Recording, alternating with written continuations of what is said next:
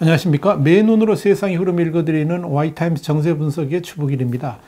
베이징 동계올림픽 개막식에 참가한 러시아의 푸틴 대통령과 브로맨스를 한껏 과시하면서 우위를 돈독히 다졌던 중국의 시진핑 주석이 이 러시아하고 우크라이나 분쟁에 너무 깊이 개입해서는 안 된다, 이런 강력한 요구들이 중국 내부에서 분출되면서 심각한 도전을 받고 있습니다.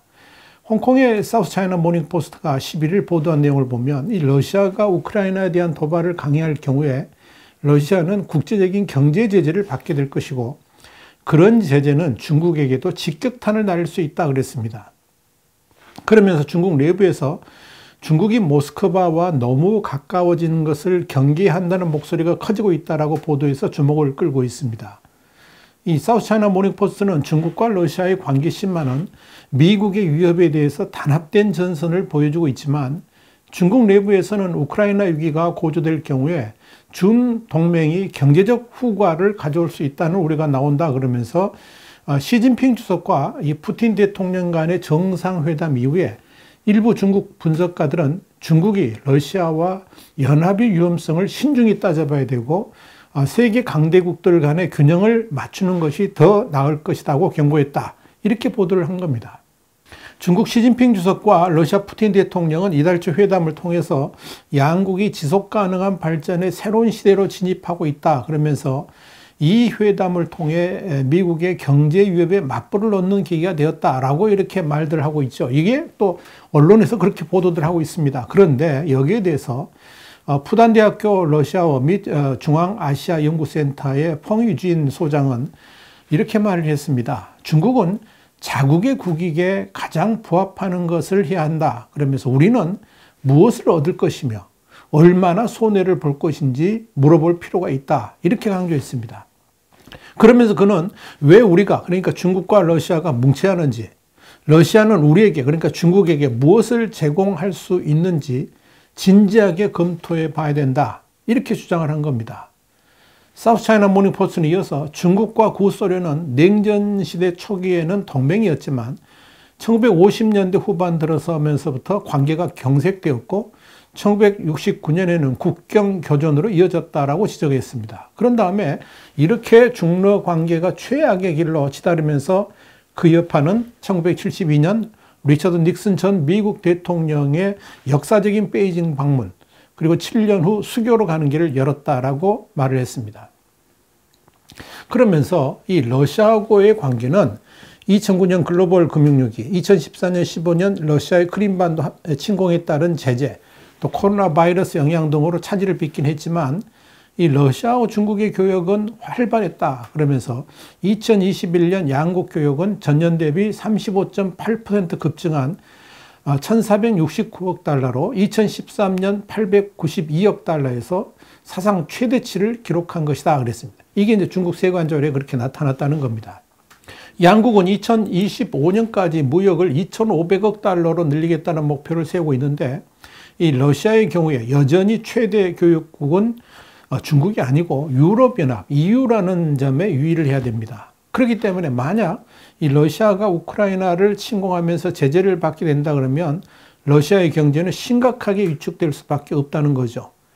지금도 지난 2014년에 크림반도 합병 때문에 일부 제재를 받고 있는 상황에서 이 우크라이나 침공은 결정적으로 러시아 경제를 옥죄는 계기가 될 수 있다 하는 것을 기억해야 됩니다. 자, 그렇다면 이 중국과 러시아는 시진핑과 푸틴의 브로맨스처럼 정말 가까워질 수 있을까요? 사우스차이나 모닝포스트는 우선 중국이 러시아하고 우크라이나 사이에서 곤혹스러 하고 있다고 평가했습니다. 둘 다 중국에게는 중요한 무역 대상국인데 그중 하나를 포기할 수는 없다 하는 겁니다. 또한 푸단대학교의 펑유진 교수는 러시아가 달러를 통해서 무역 결제를 하고 있는데 이 미국이 주도하는 스위프트 서비스에서 제외되게 된다면 중국과 러시아 간 무역도 심각한 타격을 받게 될 것이다 라고 전망을 했습니다. 또한 이번에 새로 개설된 중국과 러시아 간의 천연가스 관련 협정도 유로화로 결제하도록 되어 있는데 이 역시 러시아가 제재를 받게 될 경우에는 심각한 문제가 발생할 수 있다고 펑 교수는 진단을 했습니다. 펑 교수는 이어서 중국은 미국 달러 시스템에서 결코 벗어날 수 없다 그러면서 미중 간의 디커플링 여파에도 불구하고 중국의 2021년 대미 수출은 전년에 비해 27.5% 증가한 5,761억 달러를 기록했는데 이것은 러시아에 대한 수출액의 8배가 넘는다라고 지적을 했습니다. 이와 관련해서 중국 인민대의 왕이웨이 국제관계학부 교수는 중국과 러시아 모두 자국 통화를 무역결제에 사용하고 통화스와프를 실시하는 등 미국 달러에 대한 노출 정도를 낮추기 위해서 노력하고 있다 그러면서 이런 중러 연합이 양국을 위협하는 미국의 경제제재와 이 금융제재에 대한 완충제가 될 수도 있다라고 주장을 했습니다. 자, 이런 관점에서 중국은 고민이 많습니다. 미국과의 디커플링을 생각하면 러시아하고 완전한 한편이 돼가지고 미국과 대결하는 것이 장기적으로는 유리하다고 생각할 수 있겠지만 단기적으로 보면 그런 중국과 러시아 간의 결합이 중국 경제에는 치명타가 될 수도 있기 때문에 당장 시진핑 3년임을 앞둔 중국 입장에서 미국과 완전히 등을 돌리는 선택을 하는 것이 쉽지 않다는 겁니다.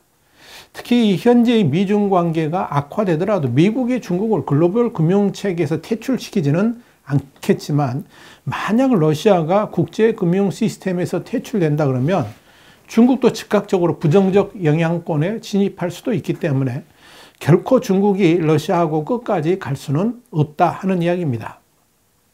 자, 그런데요. 이런 관점에서 주목을 받고 있는 게 뭐냐면 지난 8일 미국 시간인데요. 미국의 외교 전문지인 포린 폴리스가 중국의 시진핑 주석과 러시아의 푸틴 대통령이 거의 2년 만에 대면 회담을 하면서 대외적으로는 중국과 러시아가 아주 깊은 관계로 들어선 것처럼 보이지만 실상은 아무런 성과도 없는 회담이었다. 이렇게 평가한 대목입니다. 포린 폴리스는 이 글에서 중국과 러시아 간에 러시아 극동에서 중국 동북부까지 천연가스를 공급하기 위한 이 30년 약정의 에너지 계약을 체결했지만 여기서 합의된 송유관이 완전 가동되기까지는 몇 년이 걸릴지도 모른다. 그러면서 비록 우크라이나와 관련해서 러시아의 안전보장 문제를 간략하게 언급하기는 했지만 이 공동성명에서 그렇게 했죠. 근데 푸틴이 원하는 것은 그런 정도의 수준이 아니었다라고 분석을 했습니다. 그러면서 포린 폴리스는 시진핑 주석은 러시아하고의 관계를 급속하게 진전시킴으로써 유럽 시장을 잃을 수도 있다는 위험을 감수하고 싶어 하지 않는다. 그러면서 이 중국이 유럽 연합, 그러니까 EU와 영국을 합친 수출은 러시아 수출의 10배에 달한다는 점을 시진핑은 인식하고 있다고 지적했습니다. 포린 폴리스는 이어서 미국과의 디커플링으로 인해서 기술 이전과 공급망 이전 그리고 중국 투자에 대한 제약이 커지고 있는 상황이긴 하지만 중국의 푸틴에 대한 지지가 너무 노골적이면 중국 경제가 제재로 인해서 심각한 국면을 맞이할 수도 있다는 현실적인 판단이 이 러시아하고의 거리두기를 하는 요인이 되고 있다고 평가를 했습니다. 이런 관점에서 포린 폴리스는 중국이 러시아의 호전적 태도에 대한 지지를 철회하지 아니하면 중국 역시 경제적 피해를 볼 수 있다는 점을 강조한다면 중국은 결코 러시아를 지원할 수 없을 것이고 이 러시아 역시 이 우크라이나 침공의 제약 조건이 될 수 있다고 한 겁니다. 실제로 미국의 제이크 설리번 국가안보보좌관은 지난 6일 러시아가 우크라이나를 침공한다면 중국 역시 결국 대가를 치르게 될 것이라 그러면서 중국은 앞으로 몇 주간 러시아 정부와 접촉할 때 이 점을 계산해야 한다라고 경고를 했습니다. 설리번 보좌관은 이날 NBC 시사 프로그램인 미더 프레스에 출연해가지고 중국이 러시아가 제재를 피할 수 있도록 돕는다면 어떻게 되느냐 이런 질문에 대해서 러시아에 대한 제재는 중국에 직접적인 영향을 미칠 것이라 그러면서 왜냐하면 제재는 러시아 금융체제를 겨냥할 것이며 중국 경제와도 연결될 것이기 때문이다. 이렇게 밝힌 겁니다.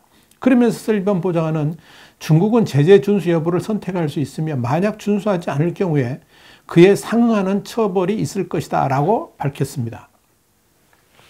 설리번 보좌관은 또 ABC 프로그램 This Week에 출연해서도 나는 중국이 우리의 제재로 인한 러시아의 경제적 손실을 보상할 그런 능력이 없다는 것을 인지하고 있다고 확신한다. 그러면서 현재의 중국 능력으로는 러시아에 가해지는 제재를 도와줄 여력이 없을 것이다. 이렇게 분명히 선을 그었습니다.